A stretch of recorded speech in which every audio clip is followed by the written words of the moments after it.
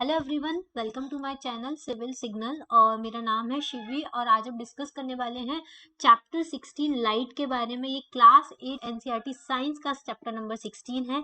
इसके पहले के जो 15 चैप्टर्स हैं उनके ऑलरेडी मैं वीडियोस बना के अपलोड कर चुकी हूँ। समरी प्लस एक्सरसाइज दोनों वीडियोस में अपलोड कर चुकी हूँ। ठीक है, अगर आपने वो नहीं देखे हैं तो आप मेरे चैनल पर डायरेक्टली जा सकते हैं। सिविल सिग्नल नाम से मेरा चैनल है, उस चैनल पर आप जाके डायरेक्टली प्लेलिस्ट में जाएंगे तो आपको क्लास 8 एनसीईआरटी साइंस की प्लेलिस्ट मिल जाएंगी। वहां से आप सारे वीडियोस को क्या कर सकते हैं, एक्सेस कर सकते हैं। तो आइए स्टार्ट करते हैं। हम इस चैप्टर में क्या पढ़ने वाले हैं, लाइट के बारे में पढ़ने वाले हैं। कैसे हम आसपास की चीजों को देख पाते हैं, लाइट क्या होता है, रिफ्लेक्शन क्या होता है, लॉज क्या होते हैं रिफ्लेक्शन के, इस सब के बारे में हम यहाँ डिस्कस करेंगे। ठीक है, जैसे कि हमको पता है कि हमारे आसपास में जो माउंटेन्स है, रिवर्स है, ट्रीज है, प्लांट्स है, चेयर है, लोग हैं, क्लाउड्स है, रेनबो है, वर्ड्स हैं जो स्काई में फ्लाई करी है, इन सबको हम कैसे देखते हैं। इवन नाइट के टाइम पे भी हम मून और स्टार को कैसे देख पाते हैं। जो भी वर्ड्स लिखे हुए, सेंटेंसेस जो प्रिंट किए गए इस पेज पे, ये सब कैसे पॉसिबल होता है। ठीक है, तो व्हाट मेक थिंग्स विजिबल, क्या चीज होती है जो थिंग्स को विजिबल बनाती है। ठीक है, आपने कभी ऐसा सोचा है कि हम जो वेरियस ऑब्जेक्ट देखते हैं, यू मे से the I, you may say that, second, you may say that the I see the object, जो आईज आंखें होती हैं वो ऑब्जेक्ट को सी कर सकती हैं। क्या हम ऑब्जेक्ट को डार्क में भी देख सकते हैं क्या? नहीं। इसका मतलब सिर्फ आई अकेली जरूरी नहीं होती है किसी भी ऑब्जेक्ट को देखने के लिए, हमको लाइट की भी जरूरत पड़ती है। जब ये लाइट किसी ऑब्जेक्ट के अंदर पड़ती है, उस पर एंटर करती है, तब हमारी जो आंखें होती हैं वो हम ऑब्जेक्ट को देख पाती हैं। ठीक है, लाइट जो होती है वो क्या किया जाता है, ऑब्जेक्ट उसको एमिट करता है और उसी के वजह से जो उसका जो रे रिफ्लेक्ट होती है, उसी की वजह से हम किसी भी ऑब्जेक्ट को देख पाते हैं। क्लास 7th में आपने पढ़ा होगा कि कोई भी पॉलिश्ड और शाइनी सरफेस जो होती है वो एक मिरर की तरह एक्ट करती है। मिरर क्या करता है, लाइट, जो भी लाइट उसके ऊपर फॉल होती है उसका डायरेक्शन को चेंज कर देता है। ठीक है, तो जो डायरेक्शन चेंज होती है लाइट उसके सरफेस पे जो भी गिरती है उसको हम क्या बोलते हैं, रिफ्लेक्टेड लाइट बोलते हैं। जैसे कि देखो, ये जो लॉज ऑफ, इसी के वजह से हम लॉज ऑफ रिफ्लेक्शन पढ़ेंगे कि कौन सी रेज जो होती है वो रिफ्लेक्ट होती है और उसका क्या लॉ होता है। देखो, जैसे इस एक्सपेरिमेंट में इसने क्या किया है, ये कोम रखा है, ठीक है, और यहाँ से टॉर्च से लाइट डाली है मिरर के ऊपर, तो यहाँ से कोम में से एक लाइट इसके ऊपर इंसिडेंट हो रही है और इधर से इंसिडेंट हो रही है और ये इधर रिफ्लेक्ट हो रही है। तो ठीक है, समझ में आया, इंसिडेंट रे वापस से रिफ्लेक्ट हो रही है मिरर की। तो ये जो अरेंजमेंट है वो आपको शो कर रहा है कि लाइट क्या हो रही है, रिफ्लेक्ट हो रही है। ठीक है, जब हम मिरर से हमारी लाइट, कोई भी रे ऑफ लाइट जो होती है वो इस मिरर को स्ट्राइक करती है तो वो दूसरी डायरेक्शन में मूव कर जाती है। जो लाइट रे होती है विच strike any surface is called the incident रे। मतलब कि कोई भी रे जो इस मिरर पे इंसिडेंट कर रही है, मतलब इससे टकरा रही है, तो ये वाली जो रे है ये कौन सी रे है, ये एक इंसिडेंट रे है। और इस मिरर से टकरा के कोई रे वापस जा रही है दूसरी डायरेक्शन में, तो ये क्या कर रही है, रिफ्लेक्ट हो रही है, तो ये कौन सी रे है, रिफ्लेक्टेड रे है। ठीक है, समझ में आया। तो दो रे होती है, एक इंसिडेंट रे होती है जो स्ट्राइक करती है सरफेस पे, दूसरी रे जो वहां सरफेस से वापस आती है रिफ्लेक्शन के बाद, उसको हम क्या बोलते हैं, रिफ्लेक्टेड रे बोलते हैं। ठीक है, रे ऑफ लाइट तो क्या होता है, आइडियलाइजेशन होता है। हम पर्टिकुलर एक रे ऑफ लाइट को प्रोड्यूस नहीं कर सकते हैं, लेकिन हम एक नैरो बीम प्रोड्यूस कर सकते हैं लाइट की, जो बहुत सारी रेस के वजह से मिलके बनी होती है। ठीक है, तो नैरो बीम ऑफ लाइट जो होती है वो किस लिए यूज करती है, रे की तरह हम यूज करेंगे। क्लियर। अब देखो, ये दूसरा एक्सपेरिमेंट है जिसमें क्या है, draw the line showing the position of the plane mirror. ये एक प्लेन मिरर है, ठीक है, यहाँ पे बीच में हमने एक 90 डिग्री एंगल पे एक लाइन खींच ली जिसको हम क्या बोलेंगे, ये नॉर्मल बोलेंगे। क्या बोलेंगे, नॉर्मल बोलेंगे। इस पे ये जो रे इंसिडेंट हो रही है इसको इंसिडेंट रे बोलेंगे, और ये जो रिफ्लेक्ट रे हो रही है इसको हम रिफ्लेक्टेड रे बोलेंगे। ठीक है, तो अब देखो इसमें क्या है, पहला लॉज ऑफ रिफ्लेक्शन, ये तो आपका मिरर हो गया, ये आपकी इंसिडेंट रे हो गई, ये आपकी रिफ्लेक्टेड रे हो गई। ठीक है, तो ये जो नॉर्मल हमने ड्रॉ किया है, इससे जो इंसिडेंट रे का जो एंगल बनता है उसको हम एंगल ऑफ इंसिडेंट बोलते हैं। ठीक है, और रिफ्लेक्टेड रे और नॉर्मल के बीच में जो एंगल बनता है उसको हम एंगल ऑफ रिफ्लेक्शन बोलते हैं। ठीक है, तो ये दो चीजें होती हैं। अब एंगल ऑफ इंसिडेंस और एंगल ऑफ रिफ्लेक्शन को जब आप मेजर करेंगे और इसी अलग अलग एंगल से आप इंसिडेंट एंगल बना के रिफ्लेक्टेड एंगल को मेजर कर सकते हैं, तब आपको क्या पता चलेगा कि हमेशा जो एंगल ऑफ इंसिडेंट होता है वो हमेशा एंगल ऑफ रिफ्लेक्शन के इक्वल होता है। आप अलग अलग एंगल से ड्रॉ करके देख लीजिए, आपको क्या लॉ निकल कर आएगा कि जो एंगल ऑफ इंसिडेंट है वो ऑलवेज इक्वल होगा एंगल ऑफ रिफ्लेक्शन को। इसी को हम पहला लॉ ऑफ रिफ्लेक्शन बोलते हैं। तो पहला लॉ ऑफ रिफ्लेक्शन क्या हो गया कि इंसिडेंट एंगल हमेशा रिफ्लेक्टेड एंगल के इक्वल होगा। और इंसिडेंट एंगल क्या होता है, नॉर्मल और इंसिडेंट रे के बीच का एंगल इंसिडेंट एंगल बोलते हैं, और नॉर्मल और रिफ्लेक्टेड रे के बीच का जो एंगल होता है उसको हम रिफ्लेक्टेड एंगल ऑफ रिफ्लेक्शन बोलते हैं। ठीक है, तो ये दो एंगल हम लोगों ने देखे।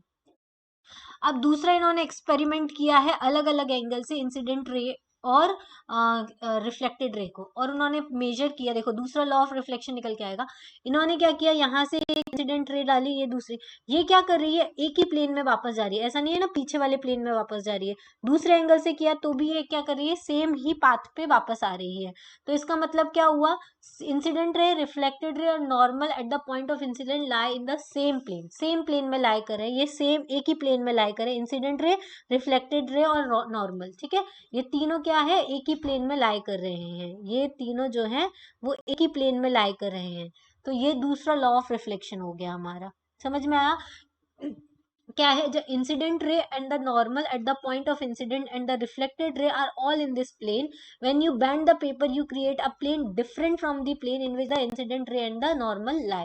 अगर आप इस पेपर को बैंड कर दोगे तो दूसरा प्लेन बन जाएगा और वहां आपको रिफ्लेक्टेड रे देखने को नहीं मिलेगी। इसका मतलब क्या है कि जो इंसिडेंट रे है और जो नॉर्मल है और at the point of incidence and the reflected ray all lie in the same plane.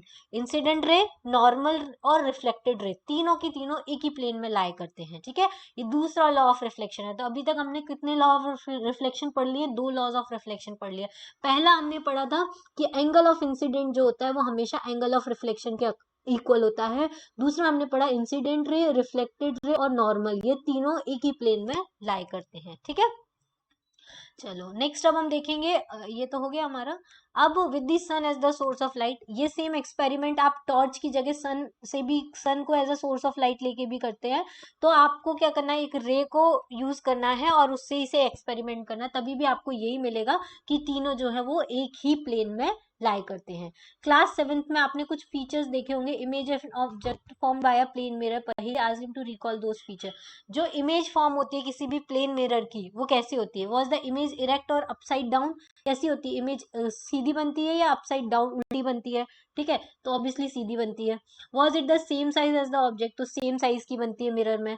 Did the image appear at the same distance behind the mirror as the object was in front of it, mirror के पीछे बनती है या mirror के आगे बनती है, तो मिरर के पीछे बनती है। Could it be obtained on a screen, screen पे ऑब्टेन कर सकते हैं क्या, तो नहीं कर सकते हैं। ठीक है, ये सारी चीजें आपको किससे, क्लास 7th में आपने पढ़ी थी। अब देखो दूसरा एक्सपेरिमेंट किया है इन्होंने, क्या किया है, ये एक प्लेन मिरर लिया, यहाँ से ये दो रे इंसिडेंट किए हैं, एक तो पॉइंट ए पर किया है, एक पॉइंट सी पे किया है, दोनों रे रिफ्लेक्ट हो रही हैं बी और डी इस डायरेक्शन में। जब हम इसको यहाँ से देखेंगे तो हमको लगेगा कि कहीं यहाँ से लाइट आ रही है। ठीक है, हमको ये नहीं पता चलेगा कि लाइट यहाँ से आ रही है, क्योंकि ये रिफ्लेक्शन की वजह से हमको यहाँ दिख रही है, और ये दोनों यहाँ पे आके मिल रही है, तो हमको लगेगा कि ऑब्जेक्ट यहाँ कहीं रखा है और यहाँ से लाइट आ रही है। ठीक है, तो हमको, since the reflected rays do not actually meet at I but only appear to do so, actually वहां पे मीट नहीं कर रही है रिफ्लेक्टेड रे, सिर्फ हमको वहां से आती हुई दिखाई दे रही है। तो ये जो इस टाइप की इमेज फॉर्म होती है उसको हम क्या बोलते हैं, वर्चुअल इमेज बोलते हैं। ठीक है, ये हमने क्लास 7th में पढ़ा था। तो अब you may recall that an image form by a mirror, the left of the object appears on the right and the right appears on the left. हमेशा आपको लेटरल इन्वर्जन दिखेगा, जब भी आप मिरर के सामने खड़े होंगे तो आपका लेफ्ट हैंड जो है वो आपको राइट दिखेगा और जो आपका राइट हैंड है वो आपको लेफ्ट दिखेगा। ठीक है, तो ये लेटरल इन्वर्जन आपको किस में देखने को मिलता है, मिरर में देखने को मिलता है। अब रेगुलर और डिफ्यूज्ड रिफ्लेक्शन क्या होता है, देखो जब कोई सरफेस जो होती है, ऐसे इरेगुलर सरफेस है, इसके ऊपर हम पैरेलल इंसिडेंट रेज डालेंगे तो इसकी वजह से जो रिफ्लेक्शन होगा वो अलग अलग डायरेक्शन में होगा, सेम डायरेक्शन में नहीं होगा, एक रे इधर जा रही है, एक इधर जा रही है, एक इधर जा रही है। तो जो इमेज बनेगा वो कैसा बनेगा, इरेगुलर बनेगा। ठीक है, जब पैरेलल रेज जो है वो रफ और इरेगुलर सरफेस पे हम डालते हैं तो जो रिफ्लेक्शन होता है उसको हम क्या बोलते हैं, डिफ्यूज्ड और इरेगुलर रिफ्लेक्शन बोलते हैं। क्या बोलते हैं? डिफ्यूज और इरेगुलर रिफ्लेक्शन बोलते हैं। डिफ्यूज रिफ्लेक्शन इसलिए नहीं है क्योंकि लॉ ऑफ रिफ्लेक्शन यहाँ फेल हो गया, ये इसलिए है क्योंकि रिफ्लेक्टिंग सरफेस जो है वो इरेगुलर है। समझ में आया? लॉज ऑफ रिफ्लेक्शन तो हमेशा काम करेगा कि एंगल ऑफ इंसिडेंस हमेशा एंगल ऑफ रिफ्लेक्शन के इक्वल होगा, और दूसरा हमने देखा था इंसिडेंट रे और रिफ्लेक्टेड रे और प्लेन तीनों एक ही प्लेन में लाई करेंगे। ये दो हमने लॉज ऑफ रिफ्लेक्शन देखे थे। लेकिन ये जो इरेगुलरिटी है वो किसके वजह से हो रहा है? इरेगुलरिटी जो है रिफ्लेक्टिंग सरफेस में, उसके वजह से ये हमको इंसिडेंट रे और रिफ्लेक्टिव रे जो है वो अलग अलग डायरेक्शन में दिख रही है। दूसरी तरफ अगर हम किसी स्मूथ सरफेस पे रिफ्लेक्शन करते हैं, जैसे कि मिरर पे अगर हम करें, तो हमको रेगुलर रिफ्लेक्शन दिखाई देता है, और जो इमेज फॉर्म्ड होती है वो किससे होती है? रेगुलर रिफ्लेक्शन से होती है। जैसे कि ये वाला जो है वो रेगुलर रिफ्लेक्शन है, इसमें प्लेन मिरर है, ठीक है, यहाँ पे पैरेलल इमेजेस डाली गई हैं और ये सब रिफ्लेक्ट हो रही है एक ही डायरेक्शन में, ठीक है। तो ये किस में आता है? रेगुलर रिफ्लेक्शन में होता है। क्या हम object due to the reflect do we see all the objects due to the reflected light? जो रिफ्लेक्टेड लाइट्स होती हैं उन्हीं की वजह से हम सारे ऑब्जेक्ट्स को देख सकते हैं। Nearly everything you see around is seen due to the reflected light. हमारे आसपास में जितनी भी चीजें हमको दिखाई देती है वो रिफ्लेक्टेड लाइट की वजह से ही दिखाई देती है। जैसे मून जो है वो सन से लाइट रिसीव करता है और उसको रिफ्लेक्ट करता है, उस रिफ्लेक्शन की वजह से हमको मून दिखाई देता है, ठीक है। कोई भी ऑब्जेक्ट जब शाइन करता है लाइट में of other objects are called the illuminated object. जैसे कि प्लैनेट्स होते हैं, प्लैनेट्स क्या करते हैं? वो उनकी खुद की लाइट नहीं होती है, वो सन की लाइट लेके क्या करते हैं? रिफ्लेक्ट करते रहते हैं, इल्यूमिनेट होते रहते हैं, ठीक है। समझ में आया? चलो next, there are the other objects, ठीक है। Can you name some other such objects? तो सारे के सारे प्लैनेट्स जो होते हैं वो इल्यूमिनेटेड ऑब्जेक्ट्स होते हैं। There are other object which give their own light. कुछ ऑब्जेक्ट्स होते हैं जिनके पास खुद की ओन लाइट होती है, जैसे कि सन हो गया, फायर हो गया, फ्लेम हो गया, खुद की लाइट होती है, कैंडल हो गए, इलेक्ट्रिक, ठीक है, जिसकी लाइट हमारी आंखों पर गिरती है, जिसकी वजह से हम उनको देख पाते हैं। ये जो ऑब्जेक्ट्स होते हैं वो अपनी खुद की लाइट एमिट करते हैं, इसलिए इनको ल्यूमिनस ऑब्जेक्ट्स बोलते हैं, ठीक है। इल्यूमिनेटेड ऑब्जेक्ट्स वो होते हैं जो दूसरों की लाइट यूज करते हैं, और ल्यूमिनस ऑब्जेक्ट जो होते हैं जिनकी खुद की लाइट होती है, ठीक है। I have a question, can the reflected raise be further reflected if incident on another mirror? क्या एक रिफ्लेक्टेड रेज जो होती है उसको वापस से रिफ्लेक्ट किया जाए अगर वो दूसरे मिरर के ऊपर इंसिडेंट होती है? तो ये है reflected light can be reflected again. हाँ, जैसे कि आप है ना किसी भी हेयर ड्रेसर के पास जाते हो, तो वो क्या करता है? हमेशा आपको पीछे एक मिरर दिखा के दिखाता है आपके जो पीछे के बाल होते हैं। तो इसमें क्या होता है? रिफ्लेक्टेड रे को इंसिडेंट किया जा रहा है प्लेन मिरर के ऊपर, ठीक है। तो ये पॉसिबल होता है, इसमें हम मल्टीपल विजन को मल्टीपल इमेजेस फॉर्म कर सकते हैं। आप कई ड्रेसिंग रूम में जाते हैं तो वहां पे भी एक के पीछे एक दूसरा प्लेन मिरर लगा होता है, तो मल्टीपल इमेजेस जो होती है वो फॉर्म हो जाती है, ठीक है।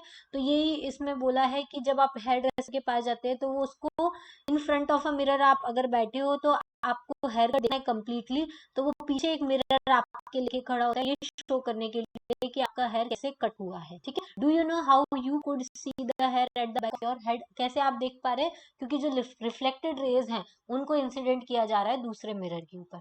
फिर पहेली ने रिकॉल किया कि जब हम पेरिस्कोप बनाते हैं, एक्सटेंडेड एक्टिविटी 6 क्लास में हमने जो बनाया था, पेरिस्कोप को बनाने के लिए भी दो प्लेन मिरर का यूज जाता है। How the reflection from the two mirror enables you to see object which are not visible directly. जो दो मिरर्स का रिफ्लेक्शन होता है उसकी वजह से हम उन ऑब्जेक्ट्स को भी देख सकते हैं जिसको हम डायरेक्टली नहीं देख सकते। जैसे इसमें ये अपने पीछे वाले हेयर्स को डायरेक्टली नहीं देख सकता था, तो इसने पीछे एक और मिरर लगा दिया तो उसको वो डायरेक्टली देख सकता है। तो दो मिरर की वजह से हम बहुत सारे ऑब्जेक्ट जिसको हम डायरेक्टली नहीं देख सकते उनको देख सकते हैं। इसलिए पेरिस्कोप का यूज हम सबमरीन में करते हैं, टैंक्स में करते हैं, सोल्जर्स जो होते हैं वो बंकर्स में भी आउटसाइड की जो चीजें होती है उनको देखने के लिए करते हैं। अब इसमें मल्टीपल इमेजेस फॉर्म होती है। आपको इसका अवेयरनेस है कि जो प्लेन मिरर्स होते हैं वो सिर्फ only single image of an object, किसी भी ऑब्जेक्ट का एक सिंगल इमेज ही फॉर्म करते हैं। What happens if two plane mirrors are use? अगर दो प्लेन मिरर्स को हम कॉम्बिनेशन में यूज करेंगे तो उसमें क्या होता है? मल्टीपल इमेजेस फॉर्म होती है। जैसे इसमें क्या किया है, दो प्लेन मिरर को एक दूसरे के आसपास लगाया। अब एक ही कॉइन है, एक कॉइन का यहाँ पे एक इमेज फॉर्म हो रहा है, दूसरे कॉइन इस वाले मिरर में यूज हो रहा है। अब ये दोनों एडजेसेंट लगे हो, दो प्लेन मिरर का यूज किया तो तीसरा इमेज यहाँ पे भी फॉर्म हो रहा है, ठीक है। ऐसे मल्टीपल इमेजेस जो है वो फॉर्म हो सकते हैं, ठीक है। तो यही सारी चीजें हैं। ये इसने फिर क्या किया है, can you explain how you can see the back of your head at the hair dresser? तो क्या किया है हमने? दो प्लेन मिरर का यूज किया है, इसकी वजह से एक मिरर जो है वो दूसरे मिरर की इमेज को शो कर रहा है, ठीक है। नंबर ऑफ इमेज जो हो सके वो अगर हम मिरर्स को एक एक एंगल पे प्लेस करें दूसरे मिरर के सामने, तो क्या होता है, नंबर ऑफ इमेजेस जो होती है वो फॉर्म हो सकती है। यही जो कॉन्सेप्ट होता है वो कैलिडोस्कोप्स में यूज होता है। कैलिडोस्कोप जिसमें क्या होता है, अलग अलग नंबर ऑफ मिरर्स लगे रहते हैं, उसकी वजह से अलग अलग पैटर्न बनता है, उसको हम ब्यूटीफुल पैटर्न्स जो आपको देखने को मिलते हैं उसको हम कैलिडोस्कोप्स बोलते हैं। ठीक है, जैसे एग्जाम्पल के लिए मैं आपको बता, ये देखो, ये जो ऐसी जो पैटर्न्स बनते हैं, ब्यूटीफुल पैटर्न्स, ये कैलिडोस्कोप की वजह से बनते हैं। मिरर के रिफ्लेक्शन की वजह से उसमें कुछ अगर हम डाल देते हैं कलरफुल एलिमेंट, तो उसकी वजह से ये बनता है। जैसे इसमें एक्सपेरिमेंट किया गया है, क्या किया है, 3 मिरर को ज्वाइन किया है और ऐसा प्रिज्म फॉर्म कर लिया है। ठीक है, फिर उसको ऐसे ज्वाइन करके ऊपर एक कार्डबोर्ड की शीट लगा दी है इसके ऊपर, फिर एक अंदर एक पेपर डाल दिया है और कुछ इसमें टूटी हुई चूड़ियां डाल दी और ऊपर से एक और मिरर, ये बन गया आपका कैलिडोस्कोप।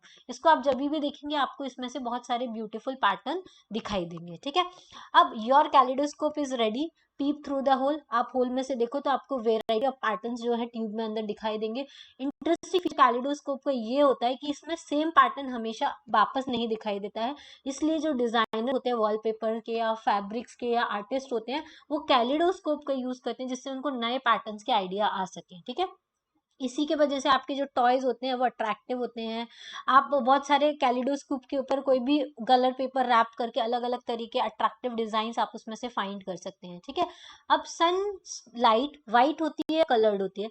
तो क्लास 7th में आपने देखा है कि जो सनलाइट होती है उसको हम व्हाइट लाइट ही बोलते हैं, लेकिन इसमें 7 कलर्स होते हैं। व्हाइट लाइट के अंदर 7 कलर्स होते हैं। सनलाइट जो होती है उसमें बहुत सारे कलर्स आपको देखने को मिलेंगे। What is inside our eyes, हमारे आंखों के अंदर क्या होता है जिसकी वजह से हम देख सकते हैं। ठीक है, we see things only when the lights coming from them enters our eye. कोई भी ऑब्जेक्ट है उसके उससे लाइट रिफ्लेक्ट होकर हमारी आंखों पे पड़ती है, तभी हम उस ऑब्जेक्ट को देख सकते हैं। आई जो है वो हमारी हमारी बॉडी का सबसे इंपॉर्टेंट सेंस ऑर्गन है, इसलिए important to understand its structure, इसलिए इसकी स्ट्रक्चर वर्किंग पढ़ना बहुत ज्यादा जरूरी है। Eyes has a spherical shape, रफली स्फेरिकल शेप होता है। आउटर कोट ऑफ आई जो होता है वो व्हाइट कलर का होता है। इट इज टफ, क्योंकि ये टफ होता है जिससे कि ये प्रोटेक्ट कर सके हमारी इंटीरियर ऑफ द आई को फ्रॉम द एक्सीडेंट। कोई भी एक्सीडेंट होता है तो उससे हमारी आई का अंदर वाला पार्ट डैमेज ना हो, उससे प्रोटेक्ट करने का काम करता है। ठीक है, इसका it's transparent front part is called, देखो इसका जो ट्रांसपेरेंट फ्रंट पार्ट होता है उसको हम कॉर्निया बोलते हैं। क्या बोलते हैं, कॉर्निया। देखो आपको ये डायग्राम दिखाती हूँ, ये वाला जो आउटर वाला ये जो ट्रांसपेरेंट पार्ट होता है इसको हम क्या बोलते हैं, कॉर्निया बोलते हैं। ठीक है, फिर इसके अंदर यहाँ पे लगा होता है उसको हम क्या बोलते हैं, ये जो लगा होता है इसको हम आइरिस बोलते हैं। ठीक है, जैसे ये वाली जो आई है ना, इसके ऊपर ये ब्राउन कलर वो आइरिस का है। ठीक है, और इसके अलावा अंदर एक लेंस लगा होता है जिसकी वजह से हम देख पाते हैं ऑब्जेक्ट को। फिर ये जो लेंस होता है वो सिलरी मसल्स के थ्रू अटैच होता है। जो भी इमेज हमको दिखाई देती है वो रेटिना पे फॉर्म होती है, ये रेटिना बोलते हैं। और ये जो रेटिना होता है वो ऑप्टिक नर्व से कनेक्ट होता है, जिसकी वजह से जो भी हम देखते हैं उसका सिग्नल डायरेक्टली कहाँ जाता है, माइंड में जाता है। इससे हम समझ पाते हैं कि क्या चीज दिख रही है हमको। ठीक है, अब behind the cornea we find a dark muscular structure called the iris. Cornea के पीछे एक डार्क मस्कुलर स्ट्रक्चर होता है जिसको हम आइरिस बोलते हैं। Iris, there is a small opening called the pupil, एक स्मॉल ओपनिंग होती है आइरिस के बीच में, उसको हम प्यूपिल बोलते हैं। प्यूपिल मतलब ये जो स्मॉल ओपनिंग है छोटी सी ब्लैक कलर की, इसको हम क्या बोलते हैं, प्यूपिल बोलते हैं। ठीक है, प्यूपिल का जो साइज होता है वो आइरिस कंट्रोल करता है। और आइरिस के वजह से ही जो आई का कलर होता है डिस्टिंक्टिव कलर, कैसे किसी की आईज ग्रीन होती है उसका कलर मतलब क्या हो गया, उसका जो ग्रीन आई है वो क्या बताता है, आइरिस का कलर बताता है। अगर किसी की ब्राउन आई है तो वो उसकी आइरिस कैसी है, ब्राउन है। ठीक है, और ये आइरिस जो होता है वो ही क्या करता है, कितनी अमाउंट ऑफ लाइट आपकी आई में एंटर करेगी वो डिसाइड करता है। ठीक है, तो ये ह्यूमन आई का पूरा स्ट्रक्चर हो गया। जो बाहर वाला पार्ट होता है उसको आइरिस बोलते हैं, जो बीच में छोटा सा पार्ट होता है उसको हम क्या बोलते हैं, प्यूपिल बोलते हैं। और ये प्यूपिल ही जो होता है वो छोटा और बड़ा होता है जब हमारी आंख में लाइट एंटर करती है। ठीक है, अगर हम टॉर्च से देखेंगे तो हमारी प्यूपिल छोटा होगा या बड़ा होगा, मतलब उसका साइज चेंज होता है। जब हम किसी डार्क जगह पे जाते हैं तो भी हमारी प्यूपिल का साइज जो होता है वो चेंज होता है। Behind the प्यूपिल of the lens is a which is a thicker in the centre. देखो प्यूपिल के पीछे एक लेंस होता है जो कि थिक होता है एट द सेंटर। ये वाला जो लेंस होता है ये थिक होता है सेंटर से, मतलब कैसा होगा, ये थिक एट द सेंटर, मतलब ये वाला कॉनकेव लेंस है, ये कॉन्वेक्स है, कॉन्वेक्स लेंस होता है क्योंकि थिक होता है सेंटर से। कॉनकेव कैसा होता है, ऐसा होता है ना। जो थिन होता है सेंटर से। लेकिन हमारी जो आंख होती है उसमें कौन सा लेंस होता है, कॉन्वेक्स लेंस होता है, ठीक है, जो थिक होता है सेंटर से। अब इसके अलावा हमने और क्या पढ़ा था, देखो जो लेंस होता है वो लाइट को फोकस करता है on the back of the eye. हम जो लेंस होता है पूरी लाइट को फोकस करके एक इमेज बनाता है, कहाँ पे, रेटिना पे। और रेटिना होती है उसमें बहुत सारी नर्व सेल्स होती हैं, जिसके वजह से नर्व सेल्स की वजह से सेंसेशन फील होता है। और ये जो नर्व सेल्स होती हैं वो क्या करती है, ब्रेन को सिग्नल ट्रांसमिट कर देती है ऑप्टिक नर्व की हेल्प से। दो तरह की सेल्स जो होती है वो रेटिना में पाई जाती है, एक तो होती है कोन्स, दूसरे होते हैं रोड्स। कोन्स जो होती है वो सेंसिटिव होती है ब्राइट लाइट के लिए, जब ब्राइट लाइट आएगी तो कोन्स एक्टिवेट हो जाएंगी, जब उसके लिए सेंसिटिव होती है। रोड्स जो होती है वो सेंसिटिव होती है डिम लाइट के लिए, ठीक है। कोन्स जो इसके अलावा कलर सेंस करने का भी काम करती है, आप ऐसे याद रखते हैं, C4 कोन, C4 कलर, ठीक है, कलर करने का भी काम करती हैं। और at the junction of the optic nerve and the retina there are no sensory cells and no vision is possible at that spot. Retina और एंड द ऑप्टिक नर्व, और जहाँ पे रेटिना का जंक्शन है, मतलब यहाँ पे, ठीक है, ये जंक्शन पे, एक दूसरे कलर से दिखाती हूँ, एक सेकेंड। ये वाला जो जंक्शन पॉइंट है, यहाँ पे आपको कोई विजन नहीं दिखाई देगा, इसको हम क्या बोलते हैं, ब्लाइंड स्पॉट बोलते हैं, ठीक है। अब देखो इसके लिए एक एक्सपेरिमेंट किया है इन्होंने, क्या किया है, एक पेपर ले लिया है, उस पे एक पे क्रॉस और एक पे सर्कल बना लिया है। अब देखो क्या करना है आपको, क्रॉस, एक आंख को बंद करके क्रॉस को, पेपर को ऐसे रखना है, ऐसे कैसे रखना है, मतलब सीधा आंख के सामने रखना है, और उसको धीरे धीरे धीरे धीरे अपने पास लेके आना है। एक टाइम ऐसा आएगा कि आपको वो क्रॉस दिखना बंद हो जाएगा, उसी को ब्लाइंड स्पॉट बोलेंगे। ऐसे ही फिर हमको डॉट के साथ भी करना है, धीरे धीरे धीरे उसको आंख के पास लेके आना है, और एक टाइम ऐसा आएगा जब हमको वो डॉट जो होता है वो दिखना बंद हो जाता है, ठीक है। मतलब इंप्रेशन ऑफ इमेज जो होता है वो एकदम वैनिश हो जाता है immediately from the retina. It persist there for about 1/16 of a second. मतलब कोई भी इंप्रेशन किसी भी इमेज का हमारी आंख पर से 1/16 ऑफ अ सेकेंड ही रहता है। अगर कोई इमेज, अगर इमेज जो है वो 16 इमेजेस पर सेकेंड मूव कर रही है, मतलब उसकी फ्रीक्वेंसी 16 बार एक ही इमेज पर सेकेंड मूव कर रही, तो हमारी आई जो है उसको परसीव कर लेगी कि ये ऑब्जेक्ट जो है वो मूविंग है। तो हमको किसी भी ऑब्जेक्ट को मूविंग हमको पता चलेगा, कब पता चलेगा, जब वो है 16 पर सेकेंड से ज्यादा, मतलब 20%, इतनी तेजी अगर वो मूव कर रही है, इमेज ऑफ मूविंग ऑब्जेक्ट जो है वो हमारी आई के आंखों से, आंखों के सामने से अगर 20% टाइम पास हो जाती है, तो हमको लगता है कि वो ऑब्जेक्ट जो है वो मूव कर रहा है, ठीक है। अब इन्होंने क्या एक्सपेरिमेंट किया है, एक पेपर लिया है, उसमें 2 होल कर लिए हैं। एक साइड इन्होंने क्या कर रखा है, ये अपना पिजन ले लिया है, और एक साइड उन्होंने केज जो है उसको स्टिक कर दिया।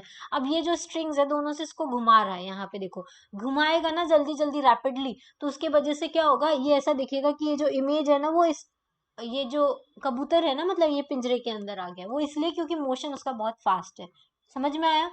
तो the moving of that we see are actually number of separate picture in the proper sequence. तो जैसे कोई हम मूवी देखते हैं, उसमें मतलब हम क्या देखते हैं, बहुत सारी अलग अलग पिक्चर्स जो होती है ना, उसको प्रॉपर सीक्वेंस में सेट किया जाता है, जिससे वो हमारी आंखों के सामने जाती है 24 पिक्चर्स पर सेकेंड। मतलब एक पिक्चर को मोशन में, मतलब वीडियो अगर हम देख रहे हैं तो 24 पिक्चर्स को हमको पर सेकेंड में मूव करना पड़ेगा, फास्टर देन 16 पर सेकेंड, तभी हमको लगेगा कि वो पिक्चर जो है वो क्या कर रही है, मूव कर रही है। समझ में आया। 16 से अगर कम इंटेंसिटी से अगर वो मूव करेगी तो हमको वो मूविंग नहीं दिखाई देगी। अब देखो हमारे नेचर ने हमारी आईज को किससे प्रोटेक्ट किया है, आईलिड्स को, आईलिड्स दिए हैं हमारी आंखों में। आईलिड्स क्या करती है, किसी भी ऑब्जेक्ट को हमारी आंखों में एंटर होने से बचाती हैं। और ये आईलिड्स जो होती हैं वो शट आउट हो जाती हैं जब व्हेन नॉट रिक्वायर्ड, जब shut out light when not required. ये आईलिड्स अपने आप बंद हो जाती है जब हमको लाइट की रिक्वायरमेंट नहीं होती है, ठीक है। या कुछ भी कचरा हमारी आंखों में आता है तो सबसे पहले हमारी आईलिड्स ऑफ हो जाती हैं, ठीक है। Eye is such a wonderful instrument that it normal can clearly see distant object as well as object nearby. Eyes जो होती हैं वो हमारे आसपास के ऑब्जेक्ट्स को भी देख सकती हैं और दूर के ऑब्जेक्ट को भी देख सकती हैं। मिनिमम डिस्टेंस होती है जहां से आई देख सकती है। Object distinctly varies with the age, और हम किस ऑब्जेक्ट को देख सकते हैं ये हमारी एज के ऊपर डिपेंड करता है। कितना कंफर्टेबल डिस्टेंस होता है जिससे हम नॉर्मल आई से रीड कर सकते हैं, वो होता है 25 सेंटीमीटर। ज्यादा भी आप पास कोई चीज ले आओगे तो आपको वो पढ़ ही नहीं जाएगी, अगर बहुत ज्यादा दूर भी चले जाओगे तो भी आप उसको नहीं पढ़ सकते। तो मिनिमम 25 सेंटीमीटर का डिस्टेंस होना चाहिए, तभी हम किसी ऑब्जेक्ट को देख सकते हैं क्लियरली, ठीक है।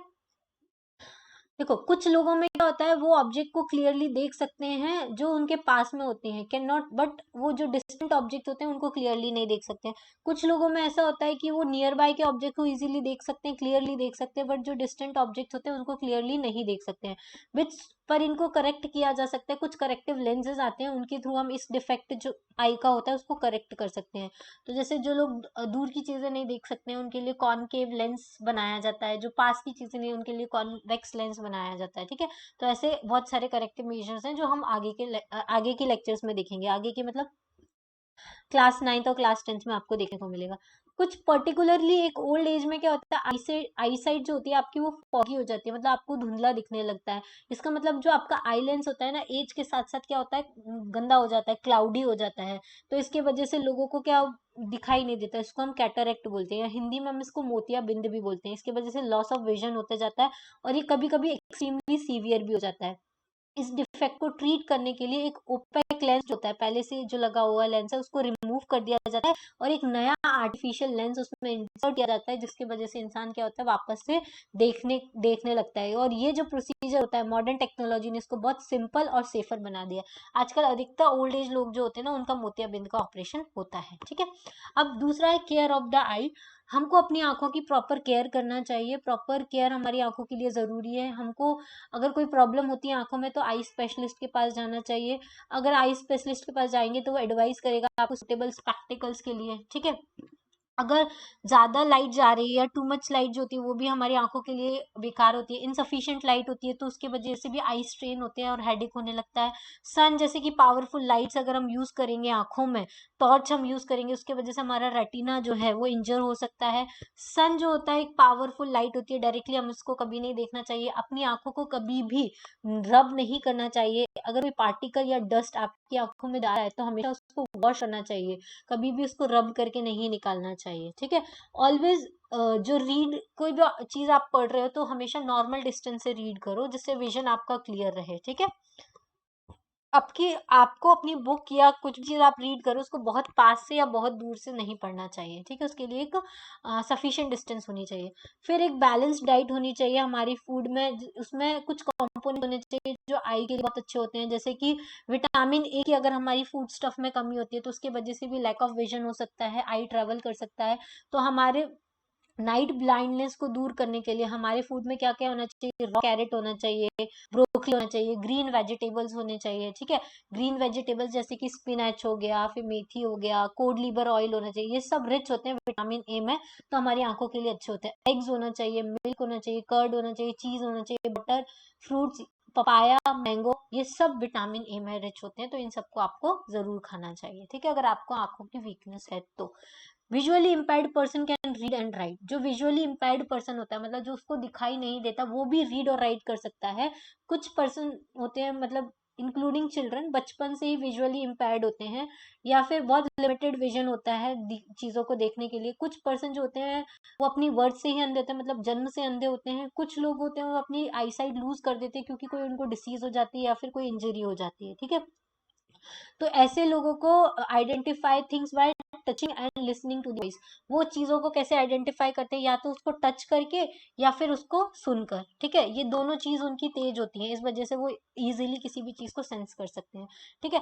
तो अगर आप उसकी आंखें वीक होती हैं, जो लोग विजुअली इम्पेयर्ड होते हैं ना, उनकी आंखें वीक होती है तो उनके दूसरे सेंसेस बहुत तेज हो जाते हैं, जैसे कि टचिंग वाला सेंसेस उनका तेज होता है, सुनने वाला सेंसेस भी उनका तेज होता है, ठीक है।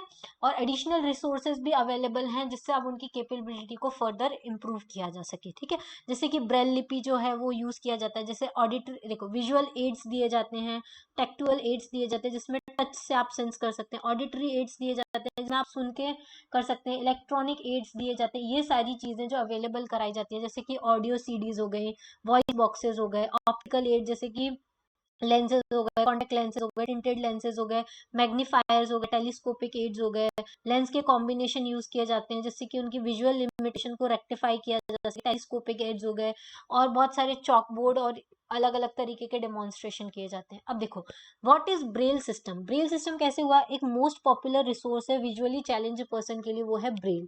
लुइस ब्रेल होते हैं, वो खुद ही एक विजुअली चैलेंज पर्सन थे और उन्होंने क्या स्टार्ट किया था, ये ब्रेल स्टार्ट किया था 1821 में, ठीक है, लुइस ब्रेल ने। ब्रेन सिस्टम में 63 डॉट पैटर्न्स होते हैं, कैरेक्टर्स होते हैं जो एक लेटर को रिप्रेजेंट करते हैं। कॉम्बिनेशन ऑफ लेटर इनसे बनाया जा सकता है। ग्रामेटिकल साइंस देखो, ऐसे सी के लिए ऐसा कुछ उनका टचिंग सेंस होता है, ए के लिए ऐसा होता है, तो इससे इसको टच करके वो पढ़ सकते हैं कि ये कैट लिखा है या कोमा लिखा है। तो ये सब क्या होता है, टच सेंसेस के ऊपर ब्रेल सिस्टम जो होता है वो काम करता है। और ये जो डॉट्स बनाए जाते हैं वो स्लाइटली उभार होता है इनमें, मतलब ये स्लाइटली ऊपर की तरफ होते हैं, जिसकी वजह से इनको टच किया जा सकता है, और टच करके हम इनको सेंस कर सकते हैं कि ये सही है या गलत है, ठीक है। Braille system by beginning with the letters then special character letter combination method depends upon recognition by touching. Touching कर करके पहले लेटर सिखाए जाते हैं, फिर स्पेशल कैरेक्टर्स दिखाए जाते हैं, फिर कॉम्बिनेशन में स्टार्ट किया जाता है, ठीक है। तो ऐसे कर करके पूरी की पूरी ये लैंग्वेज को सीख जाते हैं, ब्रेल लैंग्वेज को, ठीक है। तो ये हो गया हमारा चैप्टर नंबर 16, जिसमें हमने देखा कि जो लाइट होती है वो फ्रॉम रिफ्लेक्ट होती है from all the surfaces. Regular reflection takes place when the light is, अगर स्मूथ पर हम इंसिडेंट करेंगे लाइट तो रेगुलर रिफ्लेक्शन होगा, फिर डिफ्यूज पर करेंगे तो रेगुलर रिफ्लेक्शन होगा। दो लॉज होते हैं रिफ्लेक्शन के, कि एंगल ऑफ इंसिडेंट हमेशा इक्वल होता है एंगल ऑफ रिफ्लेक्शन के, और इंसिडेंट रे, रिफ्लेक्टेड रे और नॉर्मल तीनों एक ही पॉइंट ऑफ इंसिडेंट पे या फिर सेम प्लेन में लाई करते हैं, ठीक है। इमेज जो प्लेन मिरर से फॉर्म होती है वो लेटरल इन्वर्जन होता है। दो मिरर्स अगर दूसरों को इंक्लाइन करके रखें तो वो मल्टीपल इमेजेस फॉर्म कर सकते हैं। ब्यूटीफुल पैटर्न्स फॉर्म होते हैं कैलिडोस्कोप से, जिसकी वजह से मल्टीपल रिफ्लेक्शन होते हैं। सनलाइट जो होती है वो व्हाइट होती है, लेकिन 7 कलर्स होते हैं। Splitting of light into its constituent colours known as the dispersion. अगर एक लाइट जो होती है वो स्प्लिट हो जाती है अलग अलग कलर में, तो उसको हम क्या बोलते हैं, डिस्पर्जन बोलते हैं। पार्ट ऑफ द आई, आई के क्या क्या पार्ट्स है, एक तो कॉर्निया होता है, आइरिस होता है, आइरिस की वजह से हमारी आई का कलर होता है, फिर प्यूपिल होता है, लेंस होता है, रेटिना होता है, और नर्व्स होती है। नॉर्मल आई जो होती है उसको हम, उससे हम नियर बाय और डिस्टेंट ऑब्जेक्ट को क्लियरली देख सकते हैं। विजुअली इंपैर्ड पर्सन जो होते हैं वो भी रीड और राइट कर सकते हैं ब्रेल सिस्टम की हेल्प से। फिर विजुअली इंपैर्ड पर्सन जो होते हैं वो डेवलप करते हैं उनके other senses more sharply to improve their interaction with the environment. Environment के साथ इंटरेक्ट करने के लिए वो अपने अपने क्या करते हैं, सेंसेस को ज्यादा इंप्रूव करते हैं, ठीक है। तो ये तो हो गया हमारा चैप्टर नंबर 16। इसके बाद एक और वीडियो आएगा जिसमें हम पूरे की पूरी एक्सरसाइज को डिस्कस करेंगे, ठीक है। तो जिनको एक्सरसाइज के क्वेश्चन आंसर सॉल्व करने हैं, जिससे उनको आइडिया आएगा किस टाइप के क्वेश्चन सॉल्व होते हैं, तो वो आप एक्सरसाइज वाला वीडियो देख सकते हैं, ठीक है। आज के लिए इतना ही। Thank you, thanks for watching, have a nice day.